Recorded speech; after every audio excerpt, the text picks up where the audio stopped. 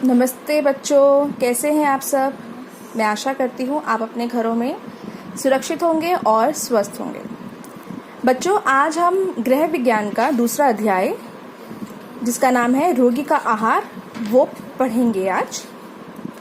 जैसे कि आपका टॉपिक है रोगी का आहार, मतलब जब हम बीमार होते हैं तो उस टाइम हमें कैसा भोजन खाना चाहिए, क्यों खाना चाहिए और उसके कौन कौन से उदाहरण हैं, ये आज हम इस पाठ में पढ़ने वाले हैं। रोगी का आहार, जैसे कि हम टॉपिक से समझ पा रहे हैं, क्यों ज़रूरी है कि जब व्यक्ति बीमार हो तो उसका आहार बदला जाए। आपने भी देखा होगा जब आप बीमार पड़ते हो तो आपकी मम्मी आपके आहार को थोड़ा सा बदल देती हैं। जैसे जब आप बीमार नहीं होते तो मम्मी आपको रोटी सब्जी भी देती हैं, आपको चावल दही सलाद भी दे रही होती हैं, आप बाहर की चीज़ें भी खा रहे होते हो, आप पास्ता भी खा रहे होते हो, आप समोसे भी खाते हो, पकोड़े भी खाते हो, चटनी अचार सब खाते हो, मिर्च मसाले भी खाते हो। लेकिन जब आप थोड़े से बीमार पड़ते हो, फॉर एग्जाम्पल अगर आपको बुखार हो जाता है, अगर आपको दस्त लग जाते हैं, ठीक है, तो उस कंडीशन में मम्मी क्या आपको सेम खाना देती है? नहीं ना, खाना बदल देती है। बिल्कुल सही, आपके दिमाग में सही उत्तर आया है कि जब आप बीमार पड़ते हो तो मम्मी रोटी सब्जी नहीं देती आपको, है ना, चटनी नहीं देती आपको, अचार नहीं देती आपको, है ना। मम्मी क्या करती है उस टाइम? आपको खिचड़ी देती हैं, दलिया देती हैं, है ना। अब आपको दही वाले पुलाव देती हैं, मतलब आपको ऐसे फ्रूट देती है जो आसानी से आपको पच जाए। क्यों देती है? क्योंकि अगर मम्मी बीमारी की अवस्था में भी आपको सामान्य आहार देती रहेंगी तो वो आहार आपके लिए दिक्कत पैदा कर सकता है, क्योंकि जब हम बीमार पड़ते हैं तो हमारी खाने को पचाने की जो क्षमता होती है वो कम हो जाती है। तो हमें ऐसा भोजन चाहिए होता है जो आसानी से पचने लायक हो, क्योंकि सामान्य भोजन जो होता है, जो जब आप रोगी नहीं होते, आप एकदम स्वस्थ होते हैं, तो जब हम संतुलित भोजन खाते हैं तो हमारे अच्छे स्वास्थ्य को बनाए रखने में हमारी मदद करता है और हमें रोगों से बचाए रखता है।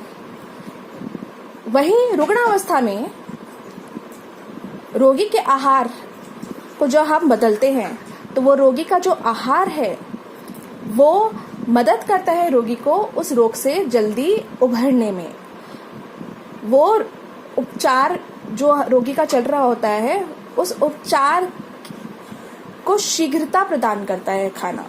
तो इसलिए ये पाठ हमारे लिए बहुत ज़रूरी है ताकि हम समझ सकें कि हमें कौन कौन सी बीमारियों में किस प्रकार का खाना खाना चाहिए और क्यों। जो फर्स्ट सब टॉपिक है हमारा इस पाठ का वो है रोगी की स्थिति में रोगी का आहार। मतलब जो भी रोगी को हमें आहार देना है वो हम कैसे डिसाइड करेंगे कि किस प्रकार का आहार देना है, तो वो 3 चीज़ों पर निर्भर करता है। पहली चीज़ है रोग का प्रकार, दूसरा है रोगी की पौष्टिक आवश्यकताएं और तीसरा है रोगी की पाचन क्षमता।